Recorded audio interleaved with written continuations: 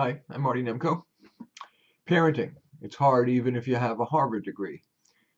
And it's not so much that the principles are hard, it's that it's hard to remain calm enough to strike that balance between being too permissive and too laissez-faire uh, amid the pressures. So I'm hoping that this little video will just remind you, give you a few rules of thumb to hang your hat on so that when you're in the heat of the battle, you can stay calm enough. Now, first, it may be surprising, and maybe it comes from my Jewish background, but guilt really works and is healthy, works in the important long-term way of helping the kid to develop good values, and when mommy and daddy are not around, to have the intrinsic motivation to behave well. So that, for example, if my 3-year-old was not ready to come to the table to have dinner when we're ready to have dinner and he's playing or whatever, I'd say, David, I have seen you be your big boy self a lot lately. You're really growing up to be quite a big boy. And now I need you to be your big boy self to come and have dinner. And if he's still persistent, I might say, uh, David, no long speeches. And then I would say something like, if I needed to, I'd pull this out. I'd say, okay, would you like the candied carrots or the sweet potatoes?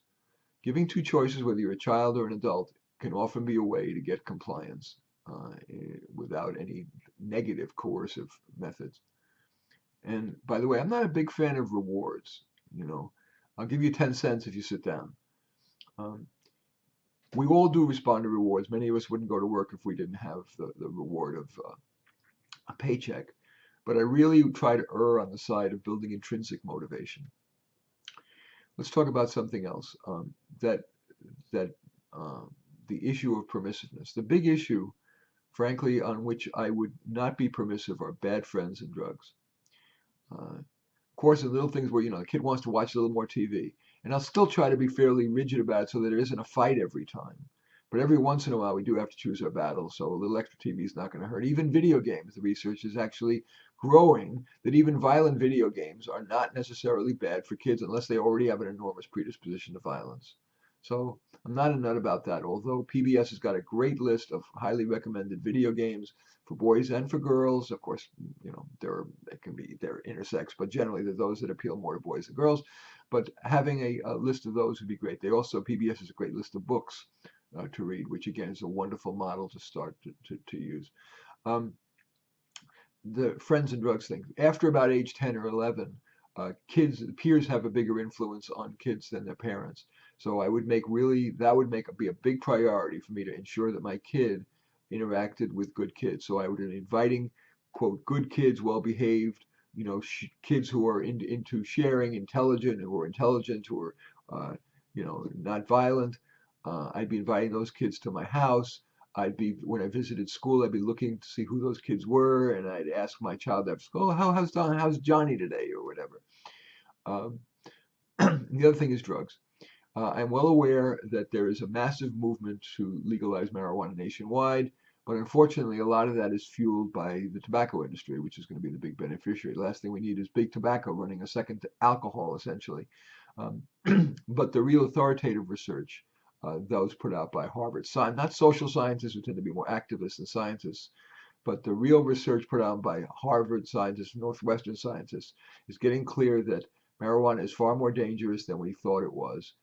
The National Academies of Sciences just put out a meta-evaluation of 200 studies that talk about its impacts on everything from memory to motivation to psychosis to cancer to cardiovascular stuff.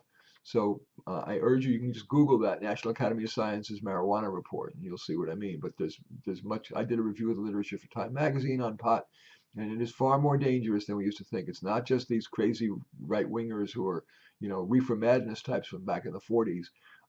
This is serious, and so I would be setting limits around those issues. Now, of course, there's no perfection, but I think if I send my kid to the right school where it's not a drug-centered culture and the kids are bright and basically benevolent and academically oriented as well as humanistically oriented, and then invite good kids to my house and encourage those friendships, in general, I've paved the way for for good peer influences, which is absolutely critical. So that it's around the drugs and around the friends and in choosing the school. Those few things are among the most important things that I could do with my child. I'd be much more relaxed about, perfect diet or or how much TV watching, etc.